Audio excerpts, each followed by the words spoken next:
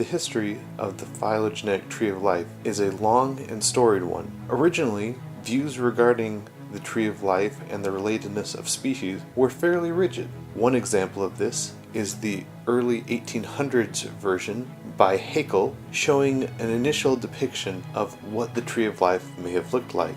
These trees of life were formed based on comparison, the relatedness of like individuals to like individuals, shared traits between species. Green grass and green tree leaves were seen to be related. Paws, fur, aspects like this of animals were seen to be related, and through this, an initial form of the tree of life was created. However, we then found we could look even deeper.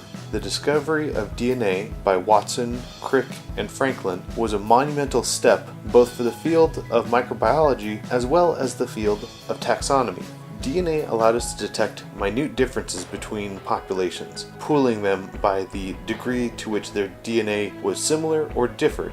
These pools of similarity or dissimilarity based on the DNA evidence allowed us to recreate the system of classes, kingdoms, clades, species, genuses that we created previously from simple visual comparison of species. Through this, we are able to form the new phylogenetic tree of life. This tree of life diagram is a simplified one. If we zoom into Animalia, this contains the entirety of all animal species. In this example, deuterostomes are a subtaxon of the kingdom Animalia. We can see that as we move down and become more specific, it goes from deuterostome, which simply means two holes, to having a cranium, vertebra, jaws, lungs, four limbs, amniotic eggs, and finally producing milk, a hallmark of the mammalian class. Thanks to DNA, we can now see the complexity inherent in what had previously been seen as a simpler and more straightforward